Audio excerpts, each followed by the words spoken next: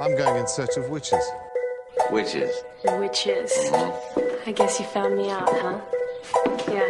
You should come around here on Halloween. You'd really see something then. Oh, yeah? Yeah, we all jump off the roof and fly. You know, sort of like a coven. You have placed Vesta under some strange sexual spell. At what time will we be spellcasting?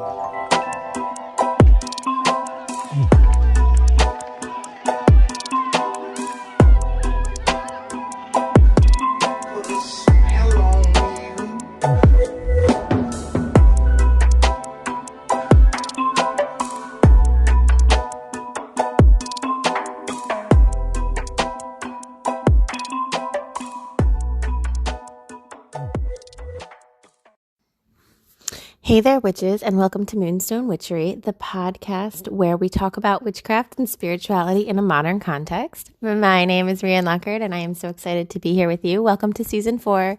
Yay, applause. If I was fancy, I would push some button and you would hear a lot of applause. Side note, why is it called applause? I always thought, and when I was little, I think I said this, but I always thought it should be called clapter because that just makes more sense to me. Cue the clapter. Anyway, today's episode is going to be about, drumroll please, apparently I'm really needing a radio studio and some quirky, funny radio co-host who makes the sound effects happen because I wanted to be drumroll please. Oh, also, I'm supposed to do this thing where I remind you where you can find me. So y'all know where to hit me up. You can find me on Instagram at moonstone_witchery. You can find me on my website, which is going through a remodel shortly, and I am so excited about that. That's at moonstonewitchery.com. You can find me here on my podcast, which you are so wonderfully listening to. YouTube is also a thing. I'm kind of everywhere. And for those of you who are still on Facebook, I do have a great little Facebook group, Moonstone Witchery over there. It's the one with the yellow witch. Well, the witch isn't yellow. The background is yellow. Okay, so today's topic is divine masculine and divine feminine. Now, maybe you're over there kind of oh, interesting. Is she one of these? Because I think that there's a lot of misunderstanding around the concepts of the divine masculine and the divine feminine. And it's because there's a little bit of a twingy kind of twitchy sort of, I'm really nervous response when this topic comes up that I wanted to address it. I'm doing it actually kind of for that reason.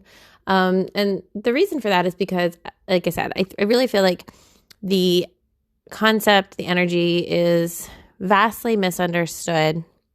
And I myself am starting to change my language around divine masculine and divine feminine. So I'm just going to kind of begin with a little bit of a preamble. Right now, I mean, I don't know if it's right now, but in this era, right, we have been really restructuring our concepts around gender.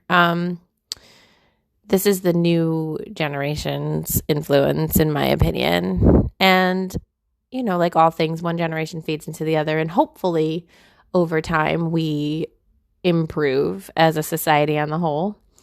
And one of the improvements that is being made right now is around the concept and the conversation about gender. Because in my eyes, yeah, anatomical sex is somewhat of a thing. It's a thing. But at the same time, gender is kind of completely made up, right? It's we can understand that back when humanity was developing and there was really no concept of how to govern groups of people because, let's face it, there weren't really groups of people who made it long enough to be coming together and to be governed. But through, the power of the amazingness that is humanity, we have invented things that have kept us safe and have kept us alive and have provided us shelter to the point that sometimes I sit and I think and I'm sitting in my house and I'm warm even though it's winter and I've eaten even though I don't really know how to cook or like do anything to feed myself, right? Like, and I'm just like, and I'm clothed and I'm well slept, and well, that's relative for me, but, and I'm like, oh my God, I am just like an animal though. Like, we are really just like any other life force that sprung into existence. And yet, look at all the stuff we have to protect ourselves from the environment and to keep ourselves safe and to like allow us to be healthy and to live past the age of like 20. And like, I mean, it's just amazing to me, really.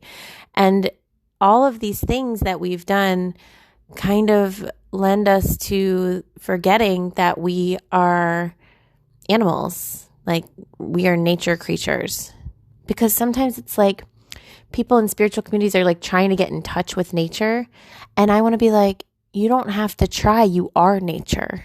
Do you know what I'm saying? Like, we are so removed from our roots, like the origin of who we are, that we feel like it's other than us.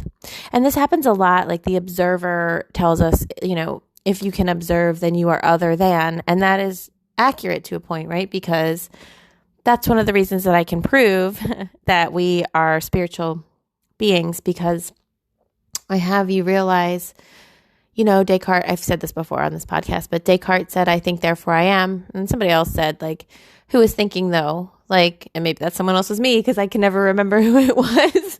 But it's like, who is thinking though? Like, if you are observing the thinker, then you are actually the observer. And if you can detach from being the thinker, if there's a degree of you that can say, oh, I'm monitoring my own thoughts, or I'm trying not to like believe myself so hard, which is a sentence that I say a lot, but a lot of times people don't understand what I'm saying. It's like, when you can detach from believing your reality so much and realize that it's all completely subjective and your thoughts are merely influenced by a ton of different things and your feelings are influenced by your thoughts, or sometimes your thoughts are influenced by your feelings, or whatever the fact is. But if we can sit there and watch ourselves do these things and train ourselves to have that awareness and make another choice, then that means that we are not the thinker. We are the observer. So who is the observer, right? The observer is one who observes. And that to me means that that is the soul observing the human creature who lives by your name. And the soul watching that human creature has nothing but love and compassion for that creature. And the soul watching that creature wants you to stay in alignment with it, with itself, really, with the higher path that you have. The soul incarnates into the body because it wants to bring certain gifts that it knows that that body can produce and can bring to reality. And so while there is some element of like, see, I don't really like that concept of predestination and all of that stuff, because we have free will. So that, to me, that question answers itself. If predestination was the thing, right, I wouldn't be able to have free will. So therefore, ergo, at best, it is a blend. And the other end of that spectrum is it's all just completely random. But that's literally on my list to be a different podcast for a different day. So what I'm saying is, if your soul has chosen your body, it's because the body that you are inhabiting, it's able to bring certain gifts or elements to the world, right? Like whatever your unique set of circumstances are, that allows you to be the unique creature called you. Now, I believe, and my guides told me this several years ago, that the purpose of life is to be the most self-actualized version of yourself as possible. And so, because number one, they said as possible, that means we are all fulfilling our purpose every moment that we are trying our best to be in alignment with our truth. So kudos to all of you. You have fulfilled your life's purpose, and you are constantly fulfilling your life's purpose when you are choosing yourself. Who knew? Who knew it was that easy? Applause button, clapter button, right? And so, but they said that the purpose of life, right, is to be the most self-actualized version of yourself as possible. So what does that mean? That means that what if we were to explore our bodies, not even our bodies, like bodies is the wrong word. What if we were to explore ourselves? And by ourselves, I mean the creature who goes by your name. What if I was to explore that creature with just curiosity, the curiosity of the higher self, who is the observer, who is who I truly actually am? What if I, as the observer, was to go, oh my God, look at this creature. I'm going to go be that creature for a while. Let's have some funsies. Like, let's go play a game called like Living in Earth. And then like you get in the game and you're like, oh my God, I forgot this was like this, right? But it's like, yay, let's go play this game. And when we get into our bodies, it's kind of like when you're like test driving a car. And like, I've never actually had this experience, but I feel like I've seen like white men in the movies do things like this where they're like, let's see what this baby can do. And then they like vroom off really fast and like do some kind of crazy car trick. And it's like, I want you to kind of experience your human experience as yourself in that same capacity, right? I want you to be like, let's see what this baby can do. And by that, I mean, it's like, why did I incarnate as this person? Like, what are the secret gifts and treasures that are living within this person? What is the pre-programming and preconditioning that this creature has been, like, has had bestowed upon them, like through their upbringing? How can I dismantle that, right? If it needs to be dismantled, and how can I allow this creature to unfold as themselves in like the most honest and amazing and powerful way? And words like amazing and powerful come kind of highly charged, but really the unfolding itself is the thing that makes it amazing and powerful. So it's like you don't have to try to be extra amazing and powerful. You already are if you are doing the thing. And so it's like, if we can look at ourselves like that and we can say, okay, there must be treasures inside, right? Because there must be, like, why else would we do it? There must be treasures inside. My job, because I've agreed to incarnate as this creature, is to find out what those treasures are and to use them, like to use them all up and to give them away and to be them and to live them and to experience them. Because while I don't maybe know why, I am very clear that the universe needs me to do that in order to help it do whatever it's doing. Because, see, I have this theory that we are like small parts of like a really, really exponentially greater whole that we actually can't really comprehend. Like each planet itself has its own life that's happening. Each solar system or galaxy has its own trajectory of a life that's happening. The universe itself is having some kind of life experience.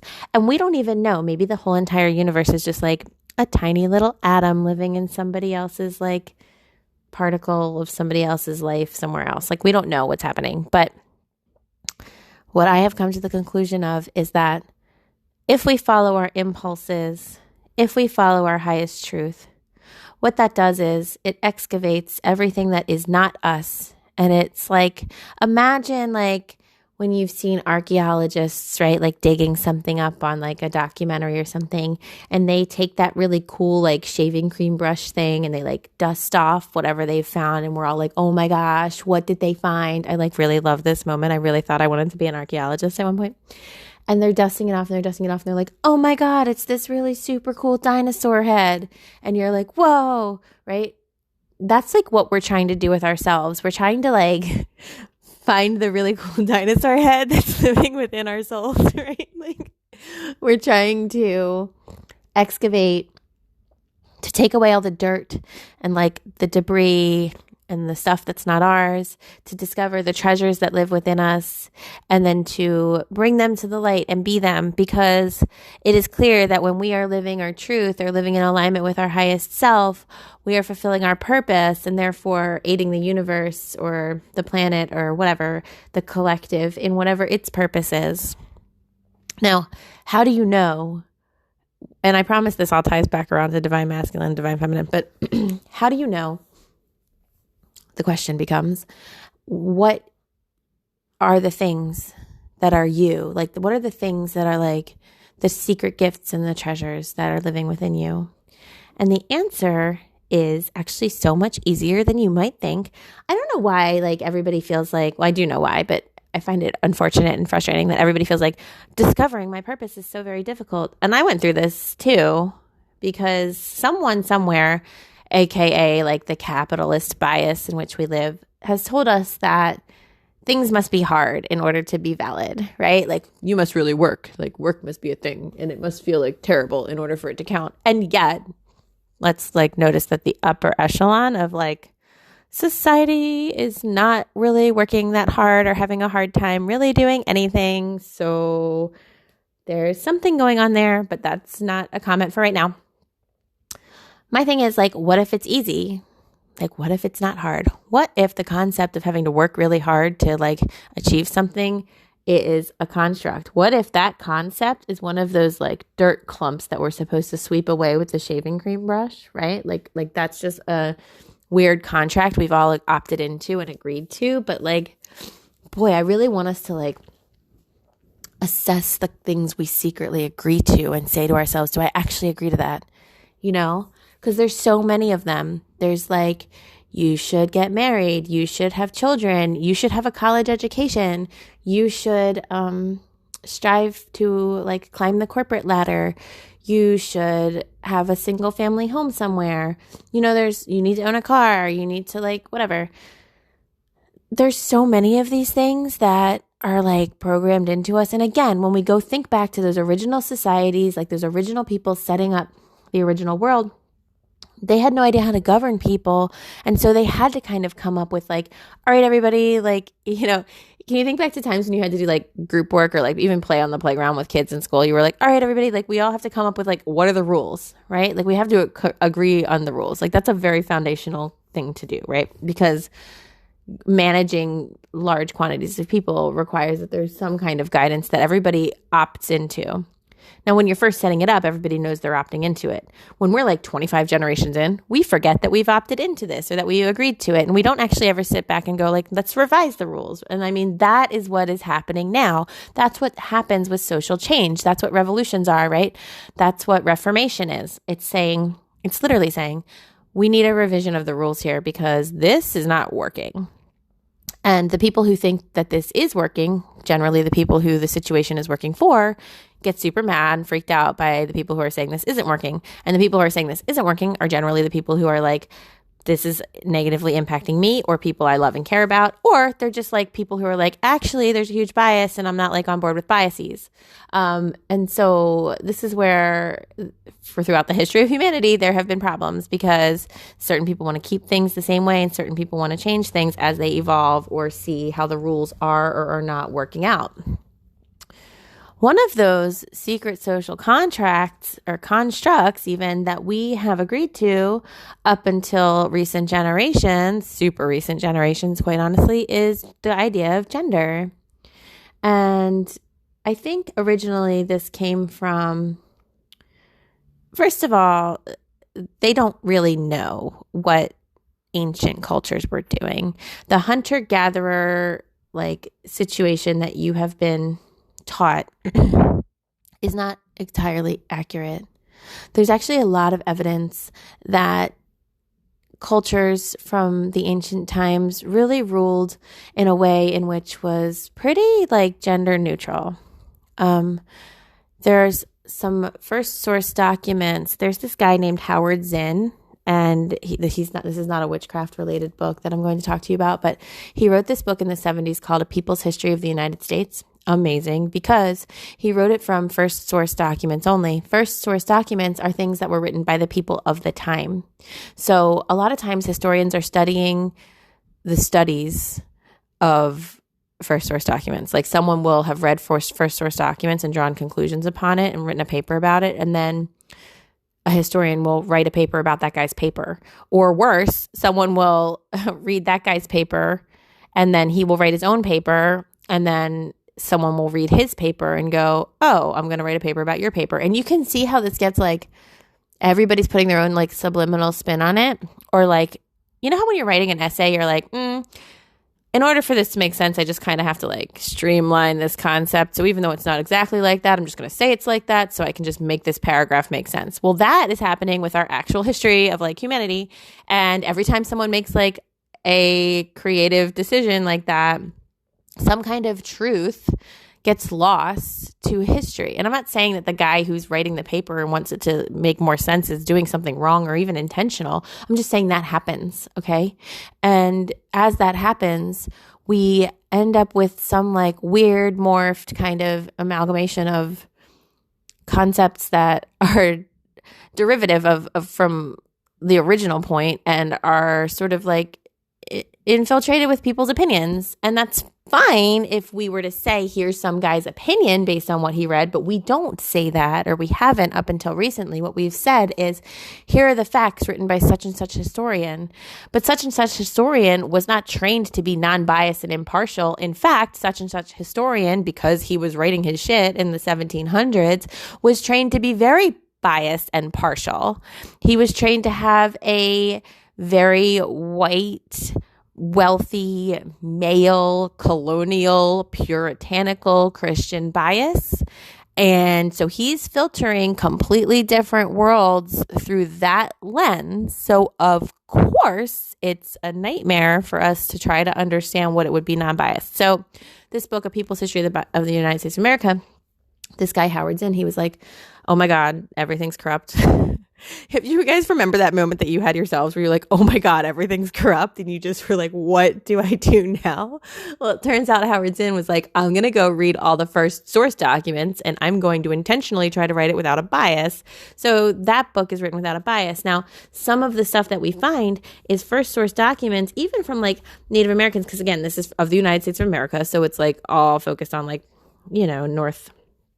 what's that area called? New England. It's all focused on like the New England, like where the settlers were or whatever. And the indigenous people who were living there.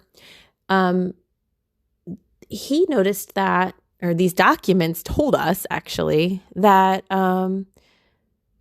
there was a very different structure to their culture, right? Like women were living with women. There weren't necessarily little family, like nuclear families. It was like, women had one space in this one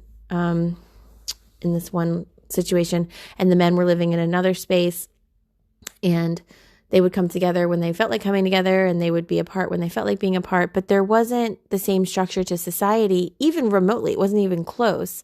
But that also, women were hunting and with doing things with the men, and men were doing like whatever things that we traditionally ascribed as women's. And I myself right now should have reread this before I got on this podcast, but I didn't realize I was going in this direction. I myself right now, I'm doing that thing where I'm trying to like summarize something I've read for you, and I'm applying my own biases to it. So just like, don't trust me implicitly, like check the book, right? So what I'm saying is that originally there were a whole bunch of different kinds of cultural setups. There was a lot of stuff that was implemented that we don't really even know about, that we don't even really understand. And we're only like privy to the stories of the people who won the battles, because the people who won the battles are the people who wrote the stories. And I want to say, number one, just because somebody won doesn't mean that they are better than or worthy of winning, or that their concepts were right. Like, we need only see the most recent administration previous to this one, and maybe even this one, I don't know, but previous to this one, it's like he won, but oh my God, that was not the right decision. Like, so the winners aren't always the better choice, but the winners are the ones writing the facts. And so, or writing the facts in like 10,000 quotation marks. And so we've been fed this narrative that was like, yes, it's always been this way. Men were the hunters, women were the gatherers, and there's clear gender delineation since the beginning of time. And when we look at first source documents, or when we experience like cultures that are preserved still because they've chosen to be isolationist, or even if we look back to isolationist cultures that were like relatively recent in history, we see a completely different story unfolding. Because of course we do, because they are not in the narrative of the cultural bias that we have, which is a Christian male, predominantly, puritanical kind of capitalist bias. That's not the only option. And that's not the way it's always been. Because imagine if you were part of early humanity and you were trying to set up a culture, it would be vastly different. The culture that arose in your little area would be vastly different than the culture that arose in someone else's little area, and somebody else's little area, and somebody else's little area. And that is why people are amazing, But it's also why there's some problems, because somewhere along the way, someone who believed themselves too hard, didn't know they were the observer, thought they were the thinker, came along and got really offended by somebody else's culture being different. And they decided they were going to go ahead and tell that person that their stuff was wrong. Who says? Wrong is another one of those things that we've agreed to unconsciously. Came along, told someone they were wrong, and was like, you got to do it my way. And if you don't, I'm just going to like make you. And they were like, yeah, so make me. And then like he did. And this is how we've all assimilated and kind of gotten encapsulated into one thing. But part of our job here, as we are the observer and watching our spiritual self just live here, is to go like, what agreements has this creature made, right? This being with my name, what agreements have they made, or what agreements were they born into is actually more like it. And here's the phrase generational curses. And this is a witchy thing. So I am still on topic. Generational curses refers to the agreements that we have made generationally that we are born into, the agreements that have been made for us by our ancestors who predate us, or by the culture in which we exist in our family, our familial culture. And those agreements can be things like it's okay to beat your children, or it's okay to drink like 3 bottles of wine every night, or it's okay to be emotionally abusive, or it's okay to be neglectful, or it's okay to even quote positive ones. It's okay to be a workaholic. It's okay to be emotionally detached. It's okay to focus only on getting your yard work done on Sundays. There are a lot of generational curses that we are born into. Now, these things are both positive and negative, because as we realize that there have to be some kind of rules for us to exist by. How is a family supposed to function if there aren't some quiet contracts that we're all making to live together? Here's the rules of this household, right? And at the same time, rules are helpful until they're not, just like labels are helpful until they're not. Labels are helpful when they're helping you decide where do you belong and who are your people. And then labels become unhelpful when they restrict you from allowing other parts of yourself to exist. Rules are helpful in so much as they keep kind of things contained, they keep things working, they keep things making sense. And then they become unhelpful when, again, they keep someone so restricted that they are unable to be themselves. And we tend to believe our beliefs too hard. We tend to choose our beliefs over people. We tend to choose these arbitrary, invisible agreements that we've made over people. And like that, to me, is not okay. There must be fluidity. There must be an element of saying, who is this person? And are they more important than these random arbitrary rules that I've decided to make up to keep my life organized? And love says yes, always. Love says the person is way more important than the random social constructs I've agreed to. Now, a lot of this takes awareness, right? And awareness is saying, oh, hey, there are social constructs that I've agreed to. And by the way, they are everywhere. They are so everywhere. Once you start looking for these, you're going to be like, oh my God, do I do anything that's not a secret social contract that I haven't realized I'm adhering to?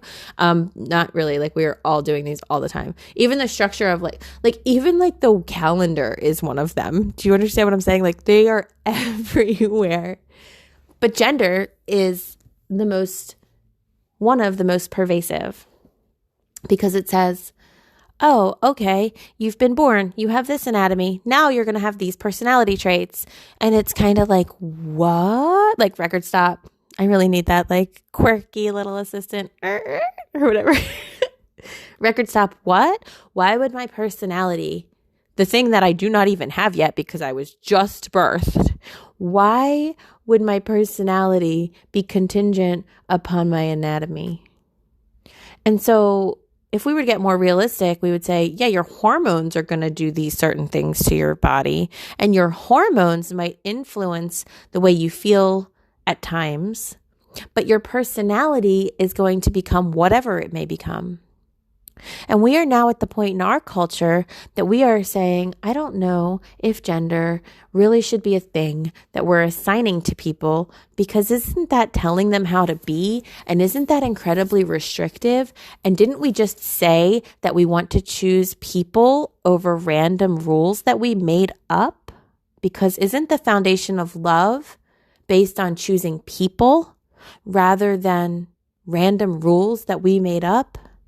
And if the foundation of love is choosing people and the universe is fundamentally love, and I, whoever I'm being right now, am a random like person who believes love and light, and I believe in like the holy power of God, if I'm going to speak from a Christian bias, if God is love and Jesus is love and everything is love, then wouldn't we love people and choose them over our random fake constructs that we made up? Because isn't the Bible just a series of papers written by about other people's papers, written about other people's papers, written about other people's papers?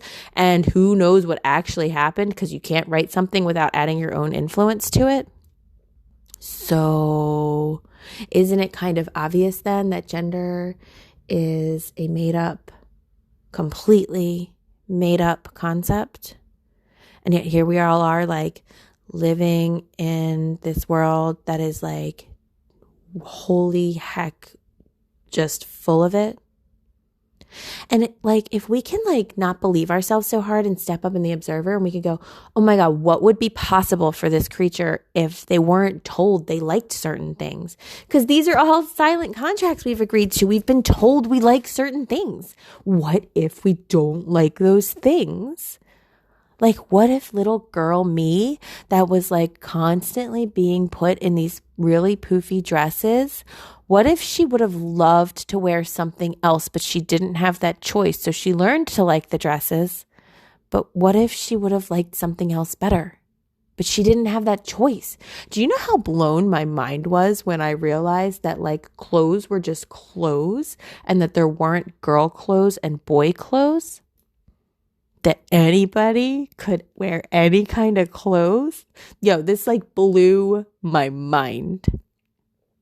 And I am a cis person who identifies with like the quote gender I was assigned at birth. And I'm still like shocked by a lot of this stuff. And I'm like way comfortable operating in the assigned gender that they gave me. I'm like super femme.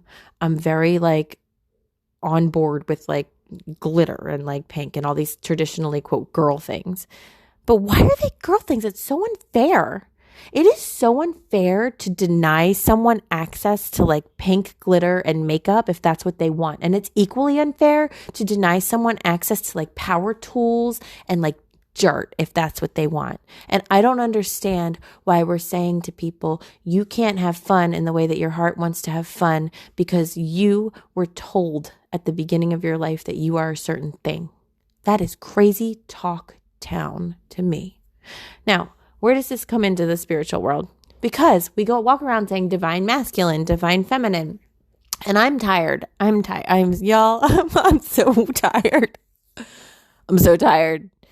I want to say, and I'm guilty of this, by the way, and this is probably going to lead to one of my next episodes, but I am guilty of this. Let's make room for people to learn and evolve, and let's not like condemn them immediately. And let's say, hey, you're doing something kind of messed up. Don't know if you realize it because you might have a unconscious contract that you've agreed to that you don't see, but it's causing you to behave in a way that's not right. So maybe look at that. And then we give them an option to change. Okay, because I used to walk around talking about the divine masculine and divine feminine all the time back in the day because I didn't realize yet that I was being harmful.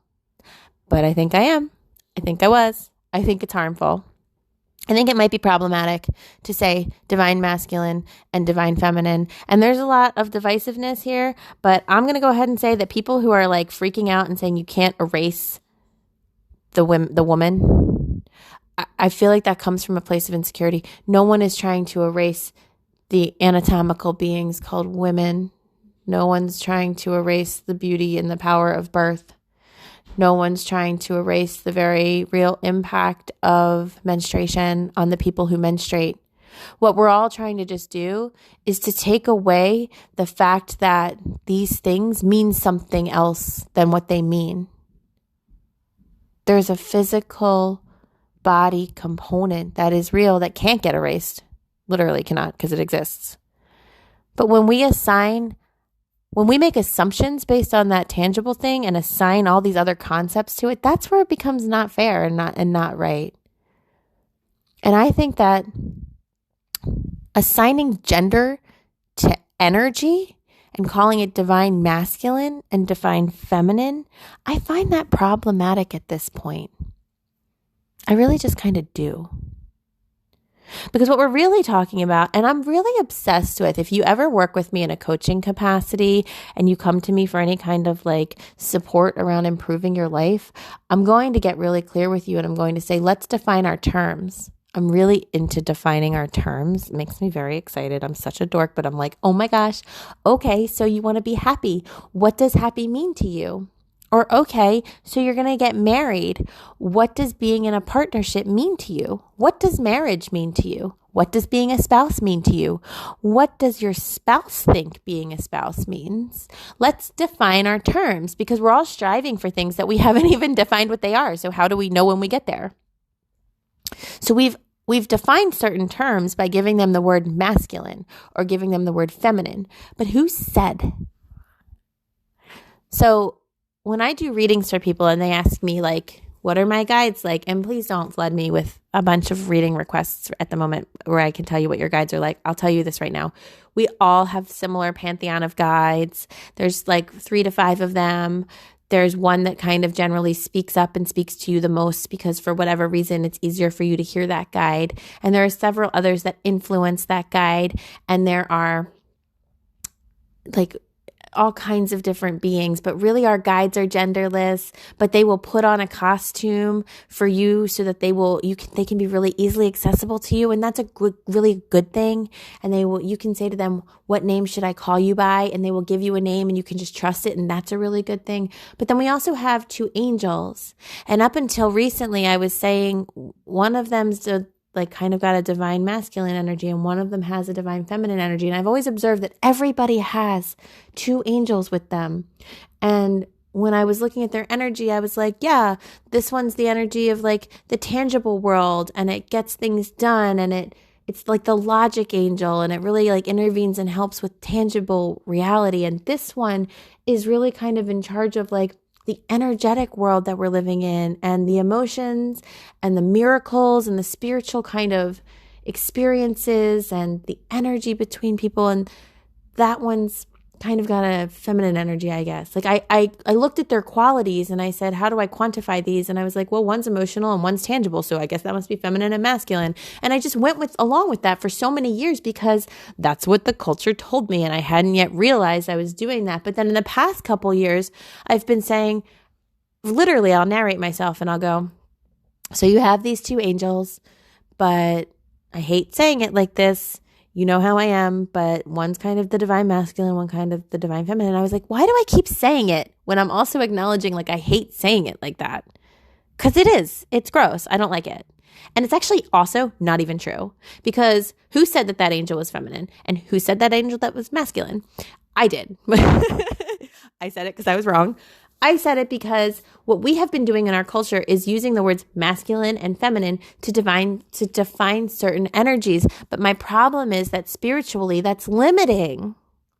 If I see an angel and I think to myself, oh, this angel has tangible physical world energy, so he must be masculine, and I start calling him he, and then he wants to shift something around in my emotional realm, or he wants to do something that doesn't make sense to me under the binary of he, then I limit this angel. I limit his capabilities because I cannot accept that he would do something that doesn't fit under the construct of masculinity. Are you kidding me?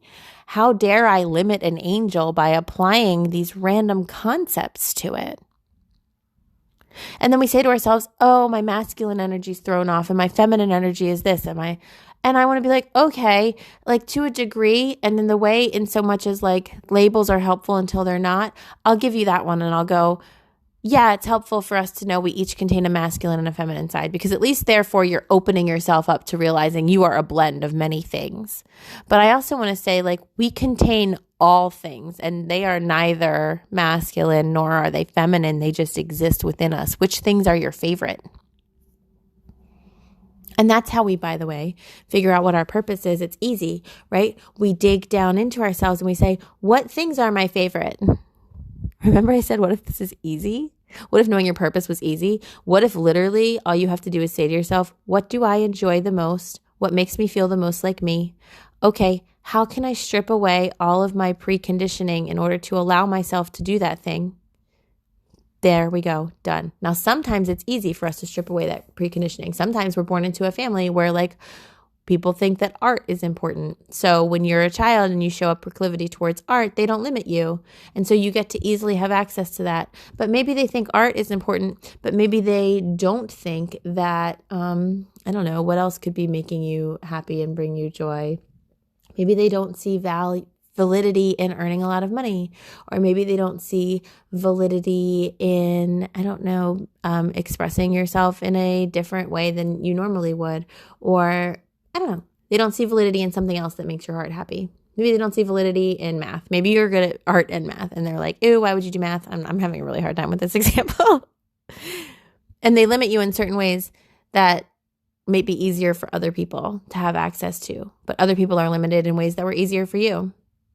We all have some degree of preconditioning that we have to sort through and dismantle and throw away within ourselves. We all have certain secret contracts we've agreed to that maybe we don't agree to. We woke up and we were told, here, this is how you're going to live. And that helps us to a point. It helps us get raised safely to adulthood. But then it's our job to say, like, what kind of adult am I? What do I believe? Who do I actually want to be? And when we say those questions, our job is to like dig down into ourselves and remove the preconditioning that we've been gifted with so that we can allow ourselves to be who we actually are. And so if we are willing to say, fine, I have both divine masculine and divine feminine energy within me, then we can say, which things speak louder to me? Which things call to me? What do I want to do? But also let's remove the binary, because you also have gender neutral qualities, like swimming. Like swimming is gender neutral, right? But we can all basically agree that swimming is gender neutral. I would hope that we can agree that swimming in a pool or in the ocean or in a lake is not really a gendered activity. So it's like you also have these things that you like about you that are neither masculine or feminine, but boy, is there not a lot of room in our culture for those things. And so I want you to say to yourselves, like, yes, okay, I can agree. There's divine masculine and divine feminine. There's a whole world of different things within you. And if we can strip away those labels, we can allow ourselves so much easier to have access to who we truly are. Because I think that the energy beneath what people are trying to describe when they say divine masculine and divine feminine, I think that energy is actually like tangible reality versus like emotional spiritual reality, or like ragey energy versus like nurturing energy. But I will also say this, that the most self-actualized form of what we call divine masculine energy is peaceful, harmonious, and gentle. And the most self-actualized form of what we think is divine feminine energy is powerful, badass, like dominant. So they're already the reverse. The divine feminine, when she is fully self-actualized, she is a warrior. She is powerful. Do not mess with that energy. And the divine masculine, when it is self-actualized, it is gentle. It is nurturing. It is loving. We start with one and we completely make this journey to get to the opposite. And that is what like literal life is about. The duality. And so like look at like Mr. Rogers and like Bob Ross. Okay? They are like self-actualized, quote, male energy. They are like the highest level you can get. Peace and calm and loving. Jesus. Buddha. The way that Gandhi has been painted to be, but not maybe how he actually was. Self-actualized masculine energy. if we are looking at it through the filter of the binary of our culture, which we are for the sake of my argument. Self-actualized feminine energy, Joan of Arc. And you'll notice, by the way, there's going to be way fewer examples of this because it's feminine and women have been like destroyed. But I'll also say that you cannot destroy women without also destroying men. And without destroying all the in-betweens, which we've already done because they didn't even get to exist until recently. Self-actualized divine feminine energy is the witch. Okay? She's me, she's you. The witch. Any woman who has stood up and who has found her power and her voice and claimed it and owned it and been unapologetic about it. Oprah, I'm serious. Oprah is a queen. Probably Queen Elizabeth I, if I think about it. My point here is that we've been being lied to. Everything's the opposite of what you think it is. And also, like, can we get to a place in which we just stop imposing these gender binaries upon our magical selves because they are restricting us? Labels are important as they help us. They're helpful until they're not. Labels are helpful until they're not helpful. They're not helpful anymore. They're restrictive. They're damaging and restrictive at this point. They're damaging and restricting our magical energy as well as our culture, as well as like human beings. Hello, which is the most important part. But if I'm looking at something and I'm like, oh, I'm going to call in like the divine feminine, whatever, like who are we leaving out? And really, we're leaving out a lot of these like non-binary, non-gendered energies. Why would energies have genders? Why would that happen? Ask yourself what you're actually calling in. What do I want that I think I'm calling in with this word? Can I just get to the word though? Can I define my terms? Can I call in power? Can I call in gentleness? Can I call in love? Can I call in nurturing? Because labels don't actually necessarily always mean what we get. I have a person with the label of mother, but I wasn't mothered by that person. Just because they existed didn't mean they gave me that energy. I have a person with the label of, well, now it's ex-husband, but he wasn't my partner to me. Just because they have a word doesn't mean they're giving me that energy. So our job in witch work is to get very clear. And we think that words are clear enough. But when we say to ourselves, is this word calling in what I actually want to be calling in? The answer might be a big fat absolutely not. If we're calling in the goddess, what does that mean?